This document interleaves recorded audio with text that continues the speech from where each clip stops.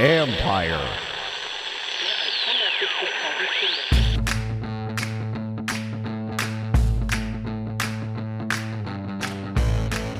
Hello and welcome to my podcast. Do me a favor, subscribe to the John Conn Report wherever you get your podcast. You're watching on YouTube, hit that like button, hit that subscribe button. You can find us there as part of Empire Media, AMPIRE.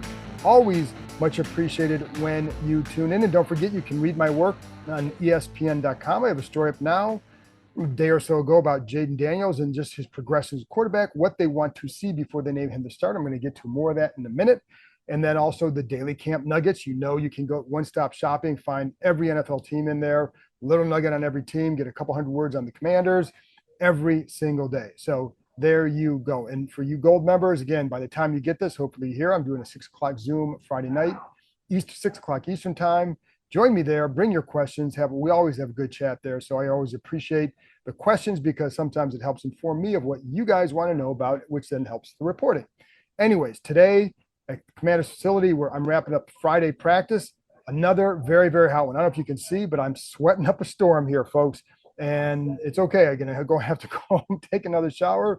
And it's like, these are becoming 2 and 3 shower days. And that's okay because it's training camp. That's what you do. But it's really been a hot one. And also, today was Visitors Day at Commanders Park. You had Wale was here and met a bunch of talked to a few of the players afterwards, including Jaden Daniels. Met up with Adam Peters. I'm not sure Peters knew who he was. And then, a few other players, Brian Robinson, guys that knew, Deron Payne. And then Trey Lipscomb, an infielder with the Washington Nationals. He was here watching practice as well, met a few of the guys afterwards, including Jaden Daniels, and talked to Dan Quinn for a second. And Lipscomb grew up in Frederick, Maryland. So, clear. I mean, I'm assuming he must be a fan at some level because he's out here on a day where it's pushing 90 and humid as heck, even in the morning. But anyways, so there you go. Let's get to practice. So again, another hot one, and they were in full pads, and they're going to keep ramping it up here a little bit. They went about an hour and a half, and that's about the norm so far with right now. I mean, it was so hot, like your phone is overheating, and it can sometimes be hard to even tweet anything out because it's just the phones are just shutting down at times, and that's how hot it's getting. Also, I think the players are getting a little bit heated as well. And I think, Bram Weinstein asked Dan Quinn about that. Like, can you sense that some guys are ready to go? And he's not meaning like ready to play. He's meaning ready to go at each other because you're starting the heat. Now you're getting a few days in pads, and that there's this desire to really, now that you have pads on, to go hit somebody. And then some guys are like, hey, I'm just trying to get ready. You don't need to pop me like that, which always kind of leads to some confrontations. There was some yesterday. Byron Pringle was involved in some stuff. And then today, Zach Ertz and Percy Butler. And Butler with a little shove. Before that, Ertz wasn't too happy with him, let him know.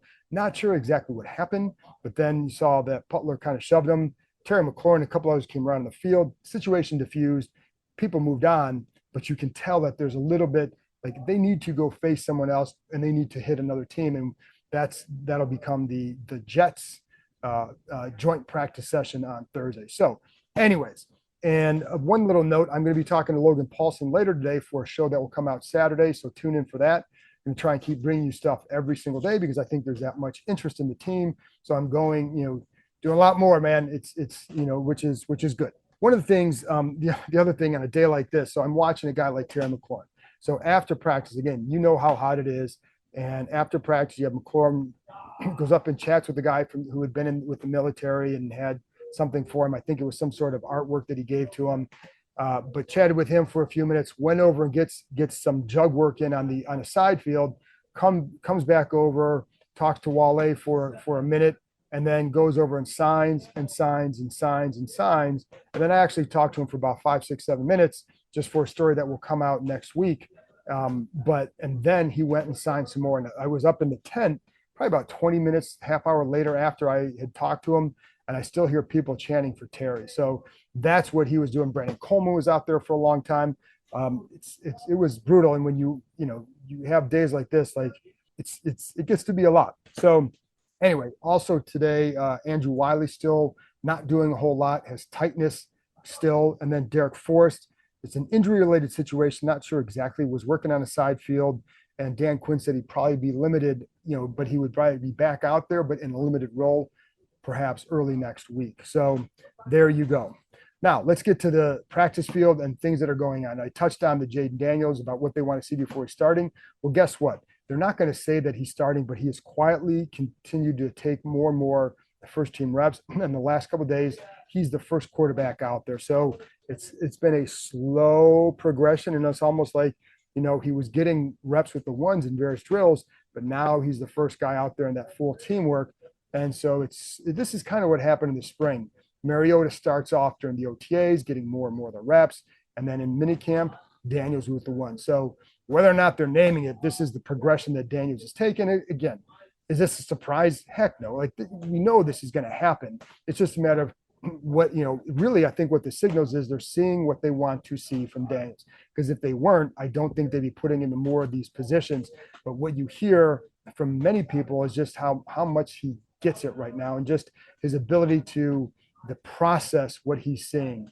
And, he's already doing things with, maybe changing something or improvising a little bit based on the leverage of a cornerback or a leverage of a defender.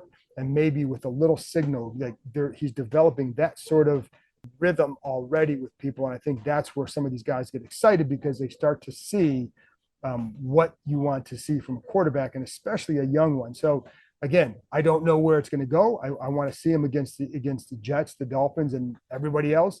But the progression has been right on pace for what they want to see. That's a good thing. And you hear that from multiple people. And again, that's like, I keep saying, like, whatever we see out here is what they're seeing that matters. Like, again, we'll see the catch. They see the why he did this, or why maybe he checked to this, or maybe what he was supposed to do, but he went here. The instincts are pretty strong. I think that's a separator from what we have seen at quarterback here the last 5 years or so, that you just don't have someone with these kind of instincts, period. And I'll tell you what, and I was talking to someone else about this today too.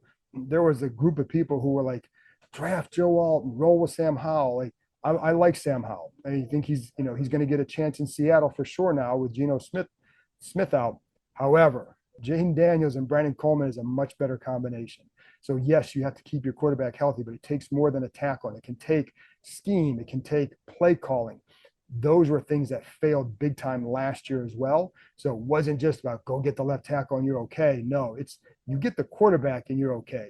Because I watched Chris Samuels transition then to Trent Williams over almost a 20-year span with those two. The team wasn't very good during that time. More often than not, they had a losing record. So they needed the quarterback. They needed this young man to inject life into the franchise. And it's what he's showing behind the scenes that I think leads people to think like, hey, this could be fun with Jaden Daniels. So anyways, and what you see too, but he's already, like, the other thing I wrote down in my notes, he's getting on the same page with the receivers, and you can see that. And that's sometimes it's just a matter of, again, reading the leverage, or it's reading, whatever the coverage is. And also his inquisitiveness with the receivers and how that pays off, or the communication that he has. And other people will say, like, they just start to see he's not a guy that's ever going to grab you by the face mask and like, get your crap together. That's not him. He's going to lead in his way, but he's becoming more and more of himself, kind of joking and with defensive players doing that, but showing his personality. That's a comfort level, but it's also his style. And I think that's what's going to work for these guys. So, I mean, I think it's been pretty good. So today he had another back shoulder to Terry McLaurin. McLaurin was covered by Mike Samerstill on the play.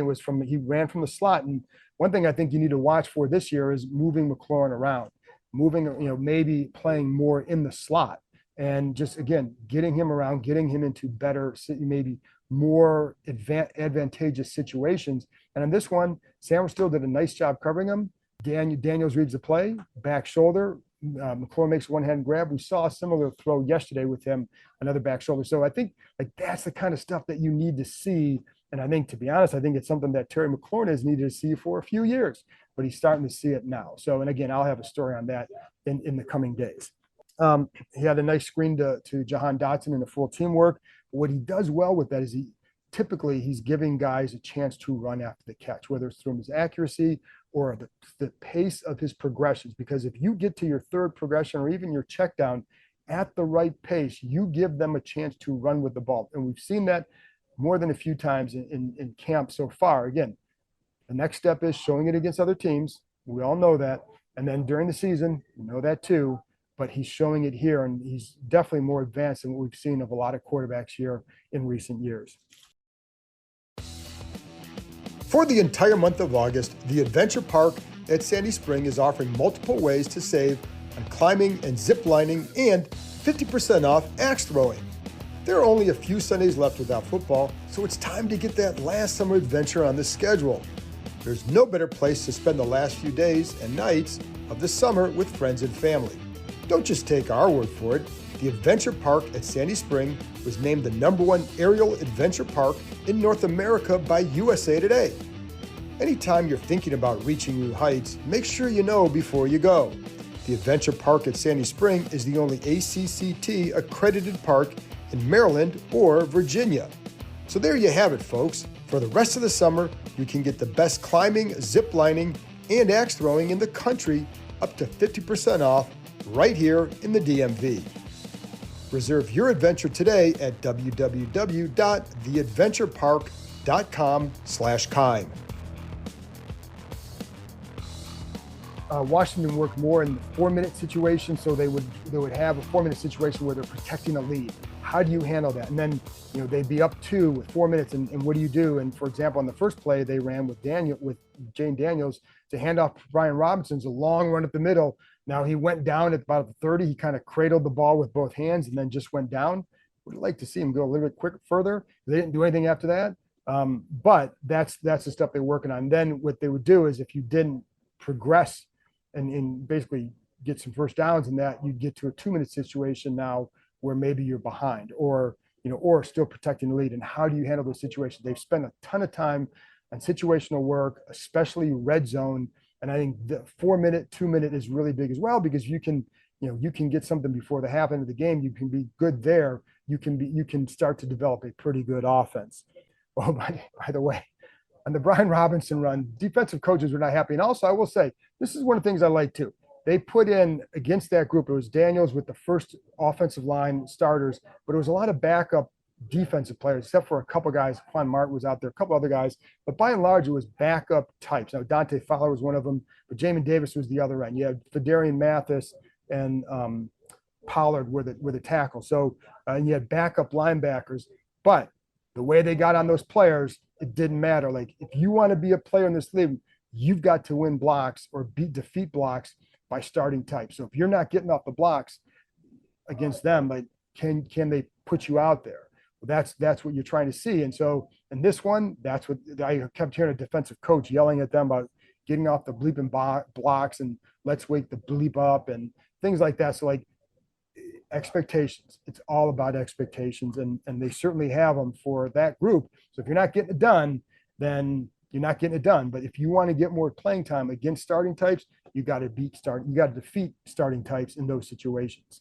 By the way, they did one-on-one today. I'll get to that in a few minutes. Oh, and another one in that same 4-minute situation, in that same drive that Robinson ran, you had Daniels tried to connect with De'Ami Brown going over the middle, a little in route.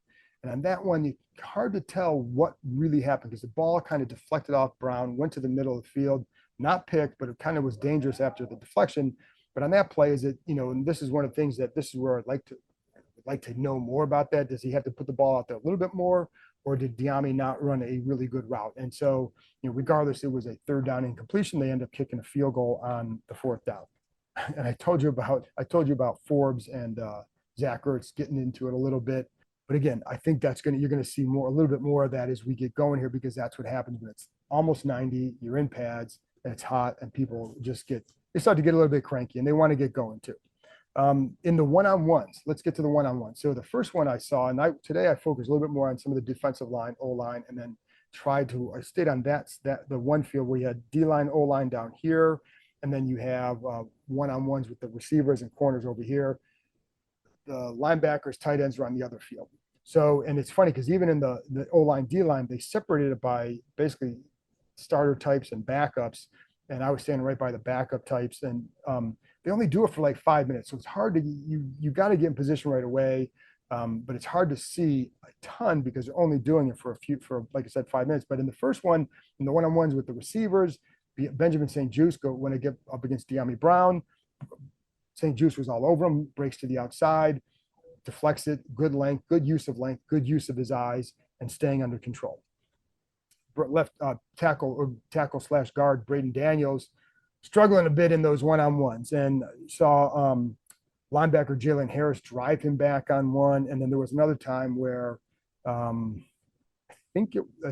saw Javante Jean-Baptiste go around him on one, and then one of the other linemen just kind of swatted him out of the way a little bit on stunt work that that you've got to handle a little bit better. So, we'll see what happens there. He's got to develop. It looks like there's some, I don't know if it's upper body strength, if it's positioning, whatever it is, that's an area where he's going to have to want to improve at just to kind of anchor a little bit better. Liked how, Michael Dieter does a nice job. Julian Good-Jones, nice job against, I think it was Mathis. Didn't see a whole lot of Johnny Newton. I don't know. He did not do as much today, so didn't see him in the full team work. So, there you go. Byron Pringle, the good move, threw a double move at Nick Whiteside. Whiteside does a good job staying with it, breaks up the play. Then you had Marcus Mariota throwing a really nice deep ball, to Davion Davis against Chigozie and Anuzium, a guy that I liked from the spring. Haven't really seen him do a whole lot this summer yet. Certainly not enough to say, oh my gosh, he warrants this or that. But in this one, Davis makes a nice catch down the sideline.